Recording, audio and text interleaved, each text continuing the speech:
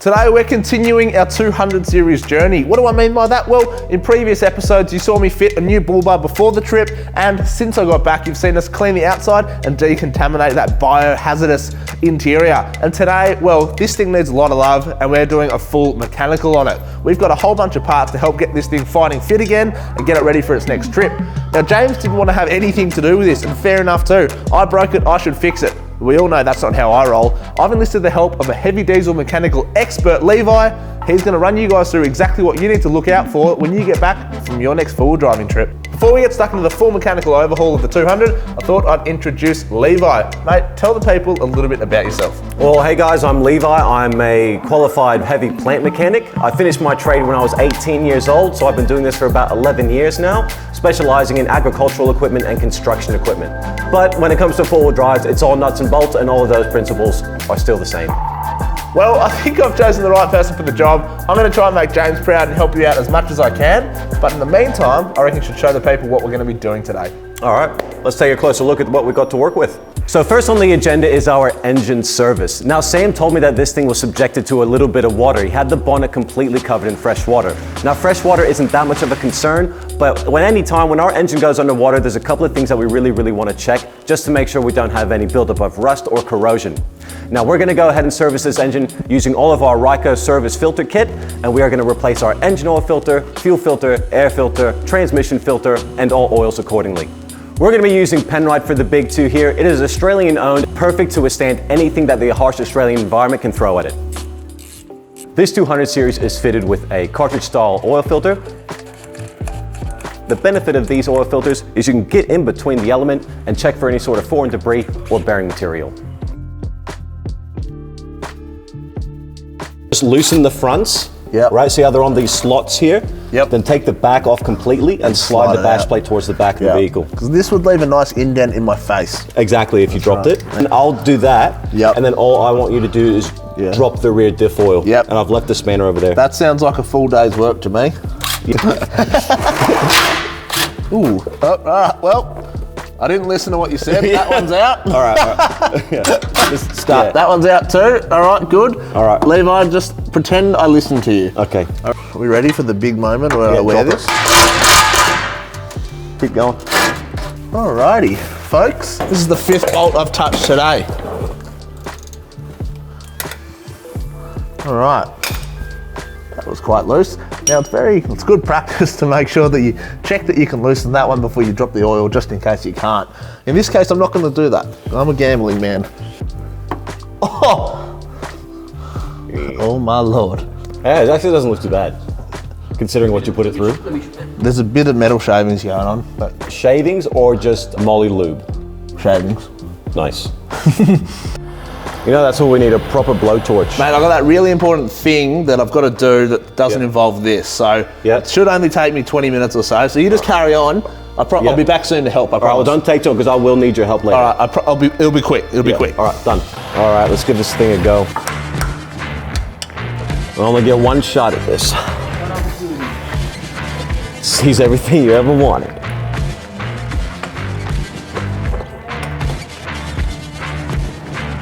Nah, that just stripped.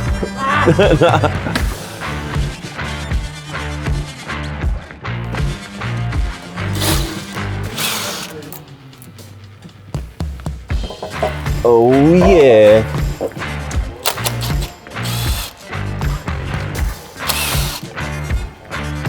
So we've gone ahead and drained the automatic transmission oil, and I thought it best to just have a look, rip the sump off, and see what the filter's like.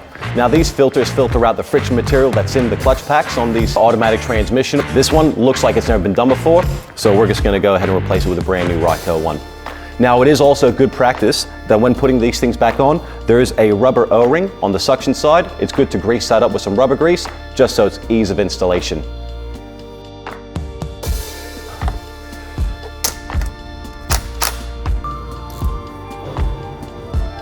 Nice, that's all you want.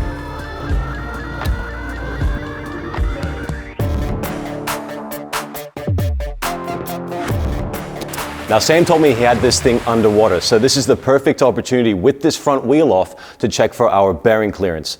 Now, Because this thing's been underwater, we're just gonna go ahead, bite the bullet, and replace the bearings anyways. We're also gonna be replacing the brake pads. Now, we're running a heavy-duty four-wheel drive purpose-built brake pad.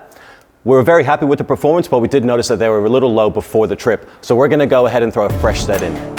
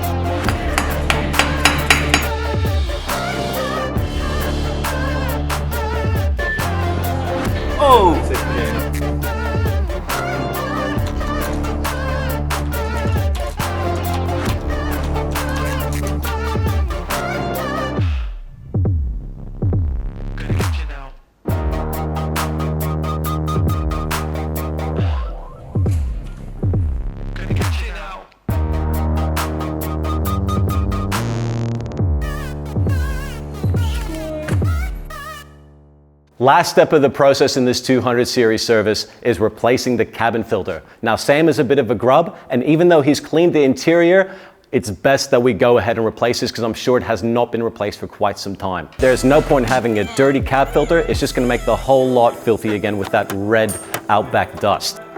Oh my God. Holy shit.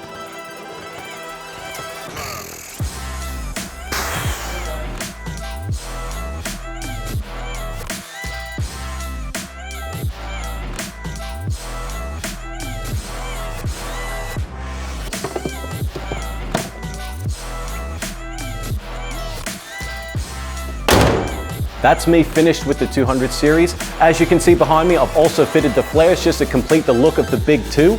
And I'm sure you guys were wondering where Sam was. He is, of course, nowhere to be found because he is useless. The truth hurts, doesn't it? Yeah. Next time you guys see the Big 2, it's actually going to get some performance upgrades with a whole heap of new bits going under that bonnet, which will make this thing a much tougher rig than it already is.